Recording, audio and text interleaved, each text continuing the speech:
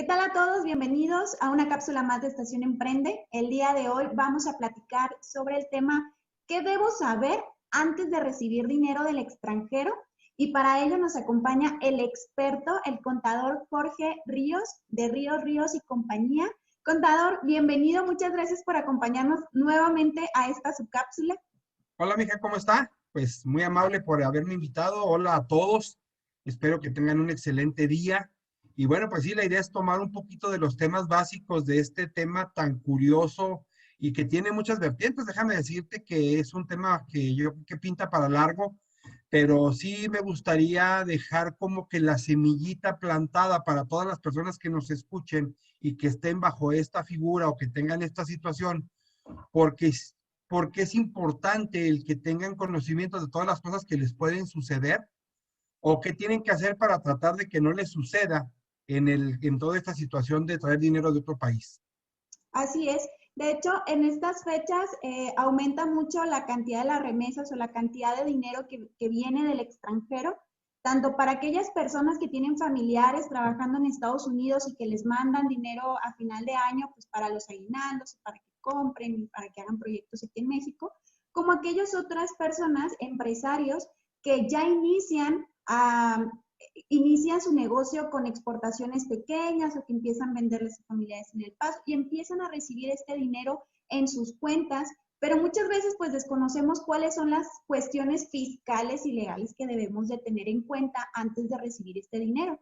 ¿Nos pudiera explicar, contador, cuáles son estos beneficios y también consecuencias que pudiéramos llegar a presentar Y vamos a partirlo en dos: los que no son empresarios ¿ok? y los que son empresarios. Los que no son empresarios, lo primero que les tendría que comentar es: si ustedes reciben como empleados remesas de otro país, llámele Estados Unidos, que es lo más común, vía alguna de las fórmulas que vendría siendo, no sé, Western Union, marcas, todas estas marcas que puedes encontrar, porque hasta la tiendita con 2X también te llega dinero ahí. Lo más importante es, primero, que te llegue lo que sea para ti.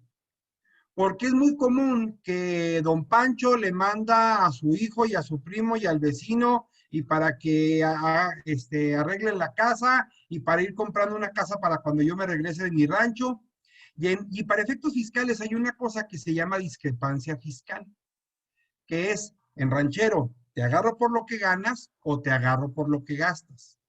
Entonces, cuando tú estás recibiendo, vamos a empezar que trabajas en la maquiladora, en donde tienes un ingreso como supervisor de producción, que andará rondando 200, 300, 400,000 pesos al año. Y aparte recibes los recursos de tu hermano, de tu primo, de tu sobrino, de quien tú quieras. Hacienda va a darse cuenta que tú declaras ingresos por 300,000 pesos como empleado, pero no tienes cómo demostrar dónde llegó el resto del dinero. ¿Sí? No tienes cómo demostrarlo. ¿Por qué? Porque no hay una justificación. Entonces, es la parte más importante, que hablemos de recibir el dinero que nos corresponde. Dos, la autoridad entiende que existe una cosa que se llama la donación. ¿Qué significa? La regla es muy sencilla. Yo como contribuyente, no importa en el país que esté, tributo. Yo, Jorge Ríos, voy a poner ejemplo, yo vivo en Denver y le mando dinero a mi mamá. La donación de un hijo a su papá, el papá no va a pagar impuestos, la mamá no va a pagar impuestos, ¿sí? La donación de papá a hijos, tampoco pagarán impuestos los hijos. Es como lo natural de cuando tú ibas a la escuela y tu papá te daba tu semana.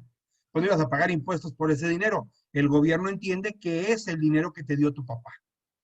Y el clásico chivo es: el contribuyente le da la lana a la señora cada semana, cada quincena, o que se cobra la china, pero no tiene doble tributación, no hay un problema.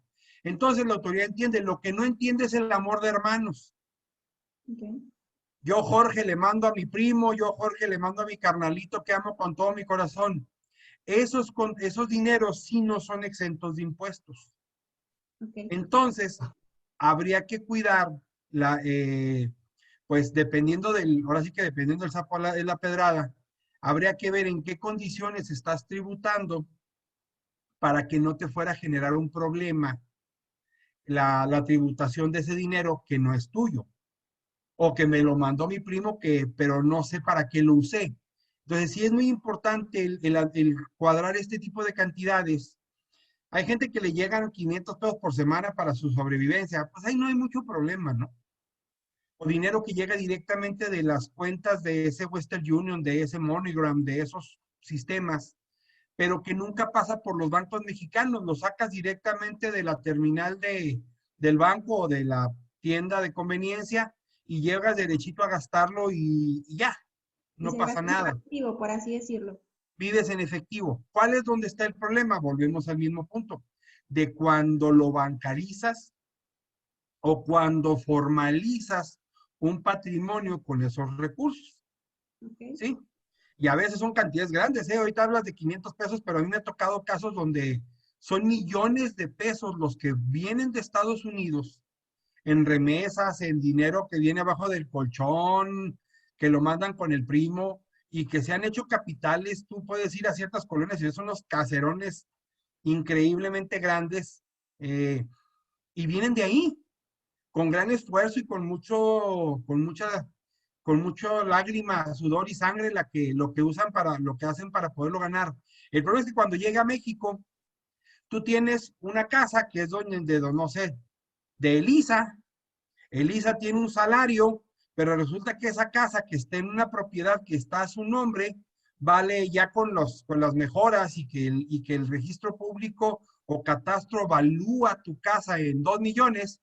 Y dicen, bueno, y Elisa, ¿de dónde agarró el dinero? ¿En relación de qué lo ganó o qué? Claro. Porque no lo ha declarado.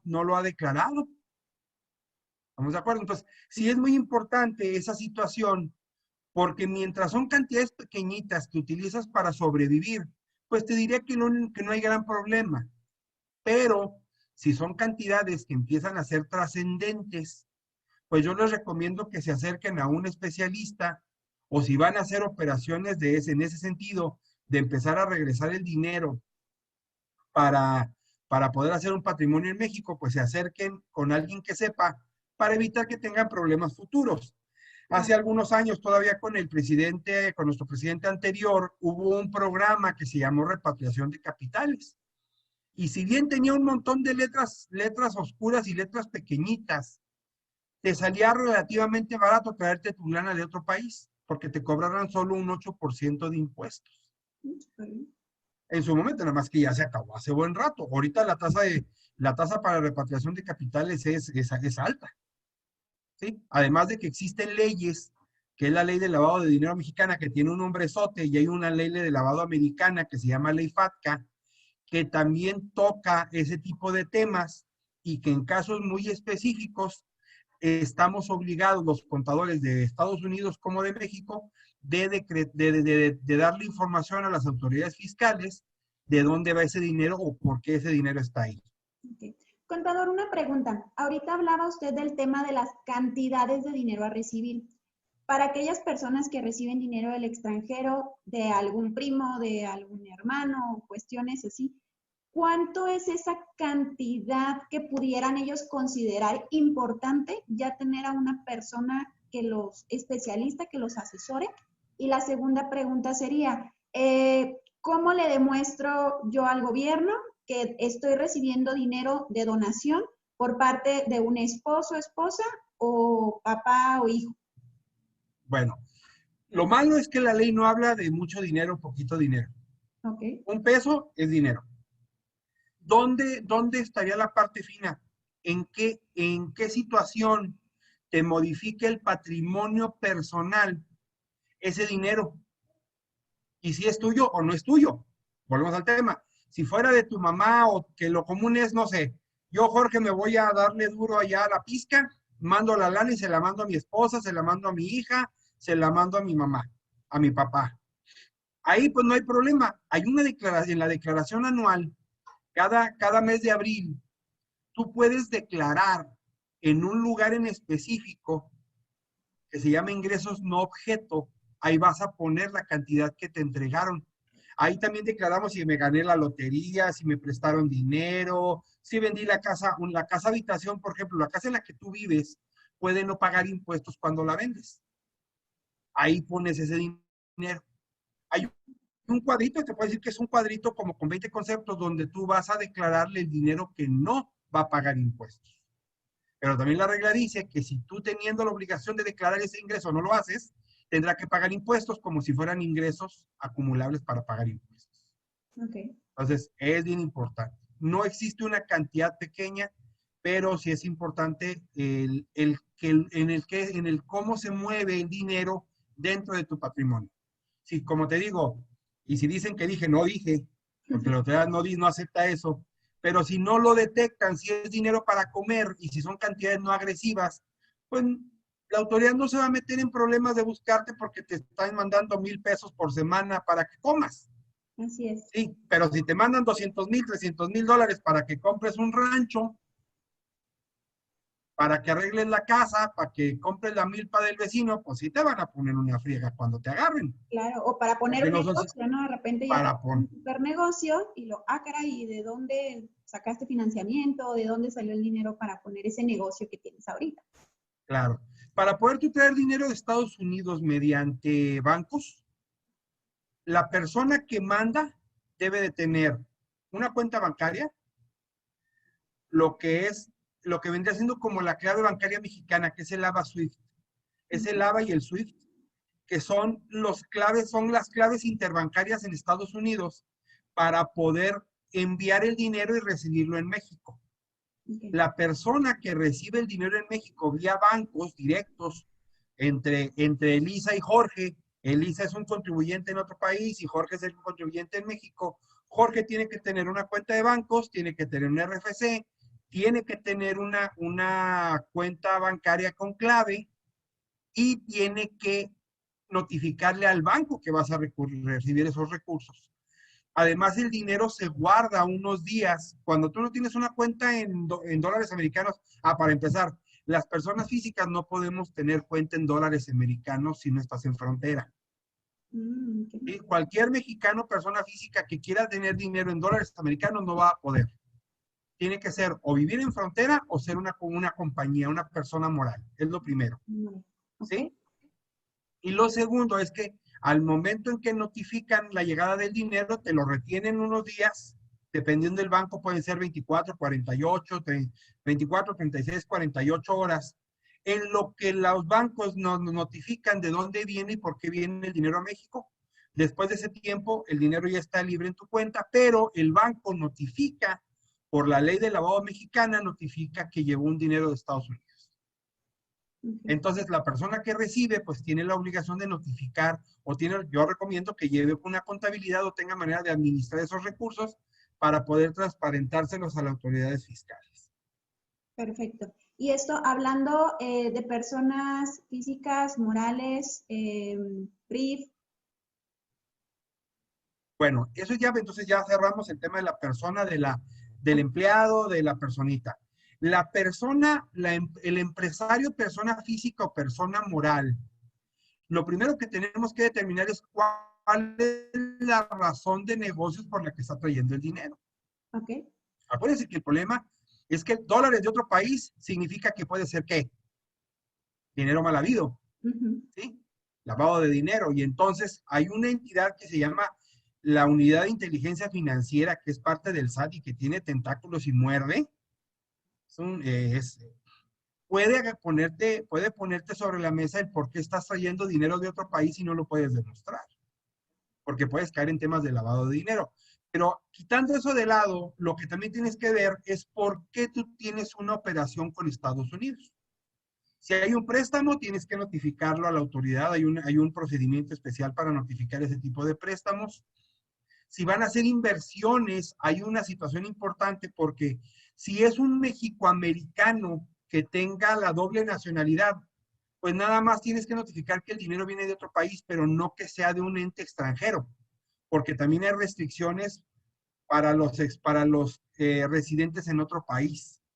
Okay. ¿Sí? Hay restricciones legales, fiscales, corporativas, Hay muchas restricciones para el extranjero como tal. Cuando estamos hablando, vamos a pensar, dejando a un lado el trabajar con un gringo, con un chino, vamos a pensar en mexicoamericanos. ¿Estamos de acuerdo? Muy bien. Cuando yo, Jorge, voy a hacer una inversión formal a México entre un amigo mío que es México gringo y yo. Bueno, nada más notificas los acuerdos correspondientes, generas las aclaraciones ante los bancos para poder recibir ese dinero. Se tienen que hacer los contratos respectivos. Yo recomiendo que siempre los contratos los hagamos en México, ¿sí? Cuando no es posible, se notarizan en Estados Unidos ciertos poderes, ¿sí? En algunos casos se apostillan, dependiendo del país, y eso te permite legalizar ese recurso en México. Lo tienes que notificar y lo tienes que declarar, ¿sí? Cuando es dinero por préstamos, cuando son por inversiones. Ahorita puede haber un boom porque los bancos americanos están soltándole dinero a los empresarios americanos, vamos a llamarlos mexicoamericanos, para que puedan adquirir patrimonio en México, llámale inmobiliario, casas, oficinas, bodegas. Ahorita está bien barato. Ayer platicando con un cliente del Paso, nos comentaba que la tasa es del 4.5% anual, cuando aquí un crédito hipotecario anda rondando el 9.5, el 10% anual. Entonces, el dinero en Estados Unidos es un dinero más barato que el dinero mexicano. Entonces, sí hay posibilidades, pero sí recomiendo mucho que tengan una persona que les ayude para poder asesorarse adecuadamente antes de traer los recursos a México. Porque ambos lados del país, ambos lados de la frontera, con sus leyes de lavado de dinero, pone sobre la mesa quién es el que está enviando el dinero, por qué lo está enviando y le notifica a México. ¿Sí? O por qué tienes dinero de un gringo en México, también el México se lo notifica a Estados Unidos. Entonces, ya estas leyes de lavado de dinero de ambos lados de la frontera nos obliga a ser muy cuidadosos con los recursos. ¿Sí? Cuando es por venta de productos, algo que pasa muy seguido, o servicios, productos o servicios a extranjeros, hay que ser muy cuidadosos porque nos hemos encontrado con una falla. Piensan que porque es extranjero no cobra IVA. La regla dice que la exportación no será tasa cero. Significa que no tiene que pagar IVA en la exportación. Entonces, por ejemplo, cuando yo, Jorge Ríos, brindo una asesoría para un cliente extranjero, ¿sí? Para que mejore su tributación en el extranjero y no hay un beneficio en México, yo estoy haciendo una exportación de servicios. Así es. Yo no cobro IVA en mi servicio, ¿sí? Pero cuando yo, Jorge Ríos, le brindo un servicio a una maquiladora mexicana, pero el beneficio, pero me lo paga una compañía norteamericana, pero el beneficio se queda en México, yo estoy obligado a cobrar IVA, ¿sí? Cuando yo tengo una mercancía que voy a exportar, vamos a poner ejemplo, no sé, monturas para caballo. Las monturas para caballo las voy a hacer en México, las voy a fabricar en México, pero las voy a exportar. No voy a cobrar IVA. Siempre y cuando se genere la exportación. ¿Sí? Teniendo esos puntos, pues ahí no hay problema porque estamos hablando de dinero que viene de operaciones naturales, comerciales, y entonces, pues en tu tributación natural declaras tus ingresos en México y en el extranjero, declaras tus egresos en México y en el extranjero, y es transparente, ahí no tenemos problema, ahí es nada más, pues obviamente dónde está el pivote o dónde está el filtro es que los bancos por sus regulaciones, te van a pedir hasta la tarjeta de circulación del perro para poder habilitarte una cuenta bancaria en dólares, por ejemplo. ¿Sí? Pero pasando esos filtros, pues ya en condiciones de actividad empresarial, persona física o persona moral, no habría mucho problema porque estás hablando de nada más notificar ciertas operaciones. Perfecto. ¿Qué consecuencias hay si no seguimos y no notificamos este tipo de operaciones? El problema es que si tú no lo notificas correctamente, la autoridad te va a notificar. Te puede caer en un tema de lavado de dinero. No es un caso muy común, pero a mí solamente me ha tocado un caso en donde movían muchos recursos de Estados Unidos a México, el dinero entraba y la autoridad lo tipificó como lavado de dinero. Hubo que desvirtuarlo, pero el señor estuvo amparado muchos años porque la autoridad, para la autoridad de esa persona estaba trayendo dinero del narcotráfico, que no era cierto, pero eso parecía, ¿sí? Porque estaba muy mal hecho. Sí, yo lo que le recomiendo es transparentar en la medida de lo posible que lo que están haciendo está bien. Yo le digo a un amigo, por ejemplo, que trae muchos recursos de Estados Unidos, deja documentado todo. En el caso de él trae mucho, él lleva mucha mercancía que le llamamos aquí basura y no sé, para ellos son antigüedades, llantas viejas, carreta, ruedas de carreta, refrigeradores viejos, trastos, mugrero, que para mucha gente es basura. Él se va por toda la sierra, trayendo, vendiendo y comprando todo lo que para él es antigüedad y se lo viene y lo vende en México.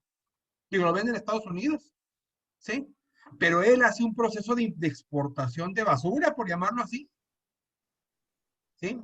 Y allá llega y lo vende, él lo venden en un submit. Allá lo vende el vato en efectivo tal cual, ¿eh? No creas tú que no es, lo exporta, hace la exportación a Estados Unidos, pero él no vende, él no se lo vende a una empresa para que él lo rehaga. Él se va a un lugar en específico donde cada semana vende toda la mercancía. Él llega y ya tiene prevendido todo lo que trae. Y le pagan en efectivo. Okay. Y él deposita su dinero en una cuenta en Estados Unidos para después regresarla a México. Ok. Pero es una actividad comercial. Aquí hay todo un procedimiento técnico que, que no podría explicarles aquí, pero cómo él compra la mercancía, cómo demuestra que la mercancía fue adquirida, cómo la exporta y cómo le pagan en Estados Unidos y cómo regresa su dinero a México. Así es, porque en dado caso que él saltara ciertos de los procesos que está haciendo y trajera su dinero en efectivo y a México y viniera y se lo gastara aquí en efectivo, pues probablemente pudiera ahí haber, bueno, ¿y cuánto recibiste? ¿Cómo lo recibiste? ¿En qué momento tú construiste? Sí, exportaste, pero ¿dónde está la actividad de compraventa que hubo en Estados Unidos? Sí, y además acuérdate que por la frontera no puedes mover más de $10,000 si no caes en un delito. Además, tienes que notificarlo. Yo lo que le recomiendo cuando mueven efectivo, ahora acuérdate que la ley de lavado de dinero también te exige en México no puedes mover dólares. También no puedes, no está autorizada, por no decir que es ilegal, el movimiento de billete verde en el mercado. ¿Sí? Los bancos no te lo aceptan, las casas de cambio te tienen que notificar, llevan un control de los dineros, de dónde vienen, etcétera, etcétera. Por eso, cuando es un negocio formal, le digo, háganlo formal. Los bancos, por ejemplo, los bancos tienen su hermanito en México, como los mexicanos tienen su hermanito, no sé, el que empieza con B, que es con azul, tiene su hermanita en Estados Unidos que se llama exactamente igual. El rojito, que es español, también tiene su hermanito igual. Lo del de los coreanos también. O sea, todos los bancos tienen un hermano en Estados Unidos y entonces transparentando las operaciones, se podría decir que no tienes problema. Así es. Y llevando ese registro y ese registro histórico de todos los movimientos y las transacciones que se están realizando. Porque son cantidades importantes. Si tú me estás hablando, reiteramos, ¿no? Si estamos hablando del dinero que que le manda mi primo a su mamá y que mal llegue el dinero y se gasta en los 15 años, dice que en los 15 años de la prima, pues ahí no va a pasar nada. Ahí no hay problema porque son cantidades que se consumen en el mercado natural. Okay. El problema para mí es cuando se empieza a generar patrimonio. Esos patrimonios que pueden ser importantes, ¿sí? Yo tengo un amigo que vive en Estados Unidos que aquí ha hecho una cantidad importante de patrimonio porque él dice que el día de mañana él no le gusta estar allá, pero que tiene que estar allá, pero que en cuanto él pueda se regresa. Pero ya son varios millones de pesos los que tiene él en inversión. Inversión. Ajá. Y te voy a ser sincero, y no los ha declarado, pero no lo convences que es lo correcto. Pues ya se le dijo, ya se le platicó, ya se le asesoró y aún así dice, no va a pasar nada. Bueno, pues ya no puedes hacer más. Nosotros solamente les decimos qué es lo correcto y ya cada quien toma su decisión.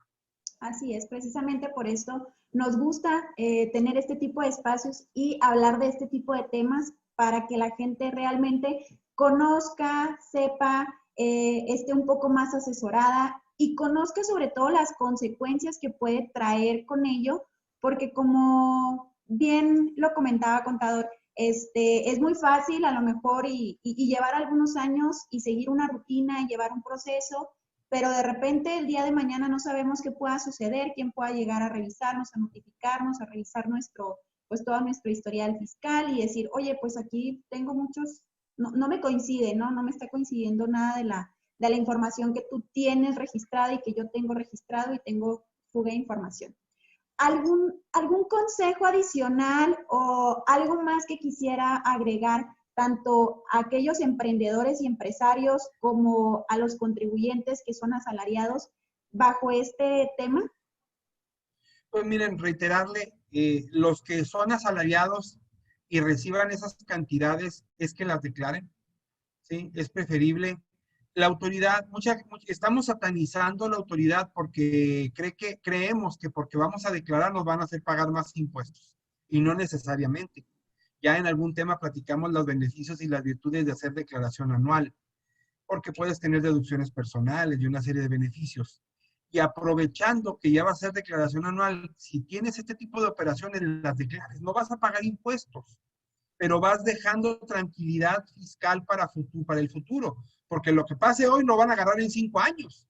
Así es. Y en 5 años ya ni te acuerdes qué hiciste hace 5 años. Entonces, yo recomiendo que esas personas que reciben esos recursos y que son asalariados puedan declarar adecuadamente esos recursos, si es que, volvemos al tema, si es que los están bancarizando o es porque están capitalizando.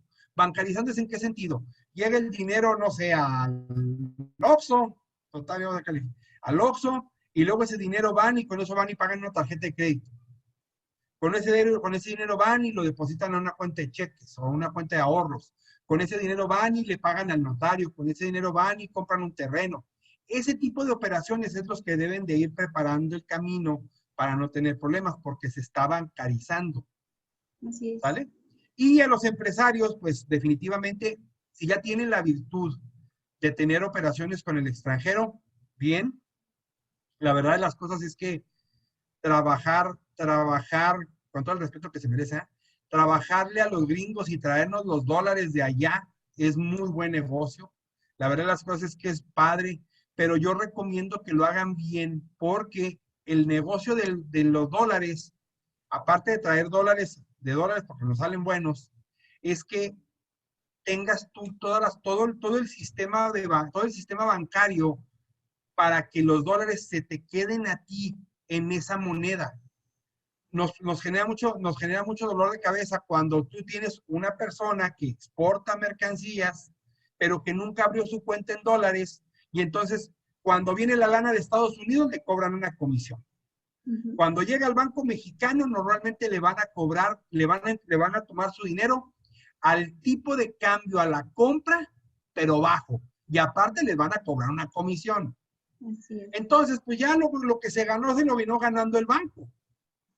En cambio, si tú tienes una empresa formal, dejas formar tus operaciones, te traen tu lana, te cobra tu comisión de todos modos, el Banco Mexicano también te cobra tu comisión, pero tú tienes tus dólares y los mueves en el momento en que realmente necesites la moneda mexicana para pagar proveedores.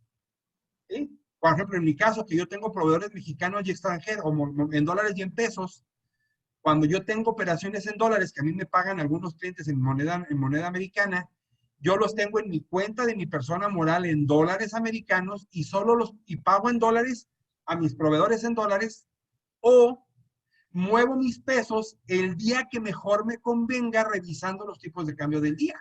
Así es. Y así obtiene un Entonces, beneficio adicional. claro, y ahí ya el beneficio es tuyo. Ha habido, por ejemplo, en el inicio de la pandemia llegamos a tener dólares de 23, 24. Pues ahí soltamos unos dolaritos para tener pesos baratos. O bueno, agarrar buen precio por el dólar. Así es. ¿Sí? Pero ahorita, por ejemplo, que el dólar está tan fregado que anda rondando ni los 21 pesos, pues tal vez no te convenga. ¿Estás de acuerdo? Y si no los necesitas, ¿para qué los pasas a pesos? Mejor mantenerlo. Normalmente los lunes y los viernes son más caros. Entonces tú juegas con el dólar a como sean tus necesidades. Entonces yo creo que sería la recomendación que obviamente declararlos. Obviamente declarar los ingresos. Tenemos clientes del régimen de ganadería que exporta su ganado y allá tiene la lana en Estados Unidos. El problema es que en Estados Unidos también existe la ley de lavado de dinero. Y hay muchos casos en donde los bancos americanos, en México, la ley de lavado de dinero mexicana castiga a los bancos. Esto que se los digo es así, es en ranchero, ¿eh? No es exactamente porque luego me dicen que digo mentiras. Es así como en ranchero se los quiero explicar. Vamos a decir que en el lado mexicano, la ley de lavado de dinero castiga a los bancos por temas de lavado de dinero. ¿Sí? Por lavar lana, por ejemplo. En Estados Unidos, al que castiga es al gerente del banco o al responsable de la cuenta de la que haya duda. Entonces, resulta que si Elisa tiene su cuenta en el, no sé, en el Chase, y al del banco como que dice, ¿y esta niña de dónde agarra dinero? Como que qué raro. Le hablan a Elisa, Elisa, ¿qué crees? ¿Te acuerdas que tenías una cuenta de bancos en mi banco? ¿Cómo que tenías? Sí, ya no la quiero, ya vente por tu cheque. Ya no la vamos a tener, ya no te quiero aquí conmigo. ¿Sí? Nos pasó hace unos años, como unos 4 años, de un cliente que se había divorciado de su esposa como 12 años atrás, 10 años atrás. Y además no les fue bien en el divorcio, se pelearon bastante feo. Pero nunca esa cuenta la abrieron cuando todavía eran esposos. Y en Estados Unidos las cuentas son mancomunadas forzosamente, salvo que tengas un acuerdo prematrimonial. Elisa y su marido, lo que tengan es de los dos a fuerza. Y entonces este señor se divorció, se volvió a casar, nunca se acordaron de la cuenta, la tenían para guardar lana nada más, sus ahorros ahí. Y un buen día le habla, en este caso era el Wells Fargo, estimado Jorge, pues te digo que ya no tienes cuenta, gracias por participar, vénganse por sus cheques. ¿Cómo que vénganse por sus cheques? Sí, la señora Ríos y el señor Ríos, vénganse por sus cheques. No, espérame. La señora Ríos hace mucho que ya no es Ríos. ¿A mí no me dijiste? No me notificaste. A mí no me avisaste. Así que la señora Ríos tiene un cheque y el señor Ríos tiene otro cheque. Y pregúntame a la señora si la señora Ríos quiso devolverle el dinero al señor Ríos. Y dijo, ni mangos. Esa lana era mía, ni me acordaba que era mía, así que presta para la orquesta. Y entonces, de la noche a la mañana, y esto hubo muchos casos, te puedo asegurar de que muchos de los que nos escuchen les ha de haber tocado algún caso así, en donde de un día para otro los bancos ya no te querían y te hicieron que les entregaran sus recursos. Y entonces ahora te quedas sin cuenta bancaria porque el banco no te quería. ¿Por qué? Porque para ellos eras un contribuyente con riesgo, una cuenta con riesgo. Entonces yo recomiendo que clarifiquen, que formalicen, que transparenten esas operaciones, porque no es ilegal tener una cuenta en dólares en Estados Unidos y no es ilegal tener una cuenta en dólares en México. Lo que es ilegal es no declarar en los países. Y luego se queda la lana, regresando al tema de mi amigo el ganadero, la lana la tienen en la cuenta en Estados Unidos, está haciendo grandota, porque luego hay cantidades muy importantes allá, y les genera problemas. Cuando hay varias figuras, cuando tú te dedicas al tema comercial entre los dos países, hay figuras legales formales que te permiten tener lana en Estados Unidos, trabajarla allá, lana en México, trabajarla allá y cuando se requiere en ambos lados del país, manejarlo bien. Así es. Excelente. Pues contador, muchísimas gracias por todo lo que nos ha compartido. Hombre, gracias. Yo creo que es súper enriquecedor la información que nos trajo y la información que nos ha compartido. Creo yo que le puede ayudar a muchísimas personas. Por último, contador, ¿nos pudiera compartir sus datos de contacto? Si hay alguna persona que nos esté viendo y que le interese contactar sus servicios, ¿en dónde lo puede encontrar? Sí, muy amable. Bueno, miren, con confianza. Ahora sí que esta plática tiene garantía de calidad. Si tienen alguna duda o les afianzamos alguna situación que les quedó, con todo gusto me pueden marcar. Mi celular es 614-193-6951 y mi correo electrónico es jorge.rios@rioscia de compañía.com. jorge.rios@riosria.com. Estamos para servirles, estamos para lo que se les ofrezca y encantado de la vida. Excelente. De cualquier manera, aquí en este post les vamos a dejar también los datos de las redes sociales de Ríos y compañía. Y pues bueno, les agradecemos a todos que nos hayan acompañado en una cápsula más de Estación Emprende. Les recuerdo que esta es una iniciativa del gobierno municipal y esperamos vernos en la próxima. Hasta luego, contador, y saludos a todos. Gracias, muy amable, y que tengan una excelente Navidad y un año nuevo que sea con mucha chamba. Gracias. Sale, vale. Dios los bendiga a todos.